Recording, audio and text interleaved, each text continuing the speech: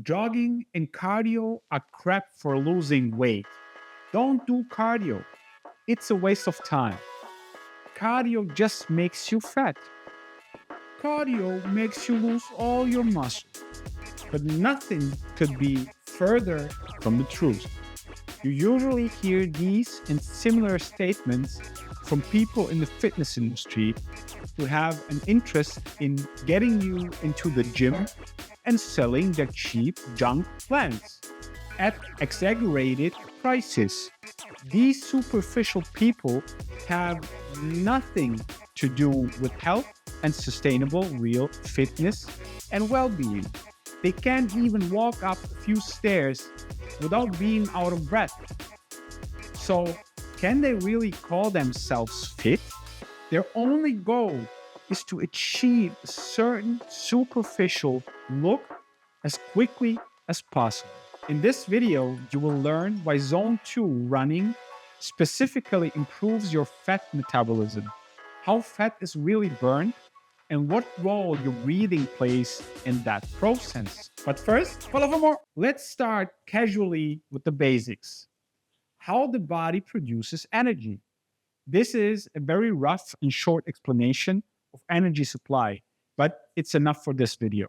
The body can produce energy from carbohydrates, fats, and in emergencies, protein. There are two main types: aerobic energy production with oxygen and aerobic energy production without oxygen during very intense effort. Fat energy production is an aerobic process. Fat is used most efficiently when enough oxygen is available. The better your body can work with oxygen, the more efficiently it can convert fat. How is fat actually broken down and how does it leave the body? Pause the video right here and write in the comments through which channel fat mostly leaves the body. All right, let's move on. Body fat triglycerides is split into glycerol and fatty acids. The fatty acids are then oxidized in the mitochondria of the cells. This creates energy, ATP, water via urine and sweat, carbon dioxide, CO2. So, yes, that's right. Fat is breathed out.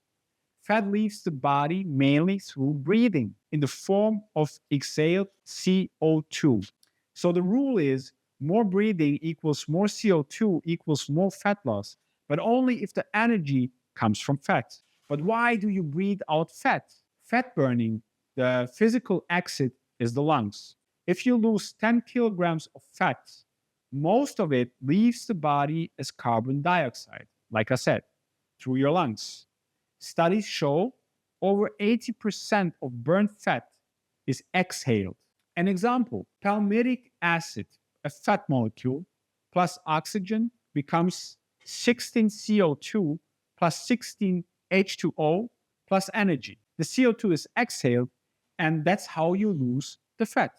Breathing is a mirror of your energy use. The more efficiently your body takes in oxygen, the more fat you can mobilize. And that's exactly where cardio training in zone 2 comes into play. Jogging in zone 2 increases breathing volume and frequency in a controlled way, perfect for fat burning. What is zone 2 training and why is it so effective? During zone 2 training, heart rate is about 60 to 70% of your maximum heart rate. A simple test: you can still talk, but you're slightly out of breath. That's a talk test. You can use easy, steady jogging, brisk walking, or cycling. Why is zone 2 so good for fat metabolism? The body is in an optimal range to primarily use fat as an energy source. The number and efficiency of mitochondria increases, which leads to more power plants, more fat burning. The enzymes that break down and process fats become more active. Capillarization, blood supply to the muscles, improves. Better oxygen transport. With regular zone 2 training, your body programs itself in the long term to burn more fat during movement. even at rest. Zone 2 training is not just a fat burning method, but one of the most effective actions for long term health, fitness, and longevity. Here's an overview of what else you get. Strengthens cardiovascular health, promotes mental health and stress relief, improves mitochondrial function, better oxygen use and breathing. You will live longer, improve your life quality, and reduce risk of all major diseases. Okay, nice. So is jogging until you drop in cardio training the only and most important and best thing for weight loss? Should you only do cardio until you collapse? Of course not. But no one said that. Cardio training, however, can be a targeted and powerful weapon to lose fat, get fitter and healthier. And it makes sense. Just look at long distance runners. All are very lean. Why? Among other reasons, because their sport requires a lot of energy and they get it not only from food, but also from body substrates like fat, carbs, and proteins. They burn more mass than they consume. Simple principle. So, how can cardio not be good for weight loss? Extreme cardio, however, is just as unhealthy as extreme weightlifting for muscle gain. And of course, there are other important factors for losing weight. The combination of factors creates the full picture. A central factor besides movement and training is food deficit. But don't overdo it with that. Still, this alone is not enough if you want to get healthier and fitter. Why? Here are some key reasons.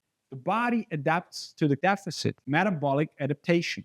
When you eat less, your body reacts as if a famine is starting.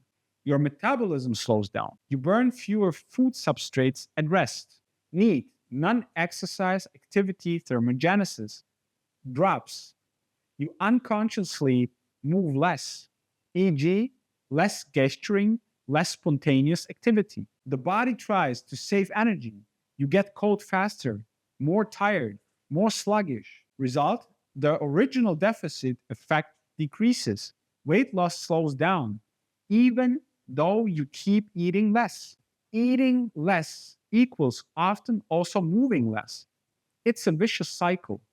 People who eat very little often have less energy, less desire for movement, training, activity, more hunger. Eventually, the will breaks down, leading to binge eating. Without movement, energy production drops even further. Fat burning is not specifically trained. Muscle is lost, lower basal metabolic rate. Movement, cardio, and strength training protects you from muscle loss and helps use fat as an energy source. Only with movement you train your fat metabolism. A deficit forces the body to access reserves. But which ones? Without training, muscle mass is often lost instead of fat. Skinny fat body type. With regular zone 2 training, you specifically train mitochondria that can burn fat. The body learns to prefer fat over sugar during movement. And that takes training, not just a deficit. Hormonal balance and hunger regulation need movement. Eating less alone often disrupts hormonal balance. Leptin drops, signal I'm full, leads to you feel more hungry. Ghrelin rises, signal I'm hungry, leads to constantly feel hungry. Cortisol rises, especially with crash diets, leads to increased fat storage, especially belly fat. Insulin levels often stay high without training, inhibits fat burning. Movement, especially moderate endurance training, lowers insulin levels and helps balance hormones, essential for fat loss. Sustainability and mental health. Only reducing food intake lacks the active success experience. Movement motivates, makes you proud, releases dopamine. You become dependent on constant food counting, not a sustainable lifestyle. High risk of relapse after the diet, yo yo effect, because there were no structural changes in behavior, metabolism, and movement habits. Movement provides mental stability, reduces stress, controls appetite, and helps you connect with your body instead of just fighting it. It's simple. To get the most out of your cardio training for fat loss, do the following: 2 times per week, 30 to 60 minutes of zone 2 training. Frequency depends on your level and how much time you have for exercise. If you're more advanced, you can consider cardio training in other zones to improve even more and become healthier. But here it's purely about fat loss and beginners. By the way, beginners who have nothing to do with jogging, skip the jogging. Find better options like cycling. I'll make a separate video on that. You can use a heart rate monitor, but you don't have to. Use this formula. It's very inaccurate since your max heart rate is very individual. I recommend using the talk test.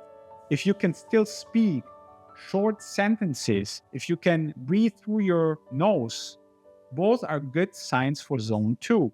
Complement your training with slight reduction in food intake, maybe 10% less. Lots of protein, 1.5 to 2 grams of kilogram lean body mass, strength training 3 times a week to maintain and build muscle. Yes, it's possible to build muscle in a deficit.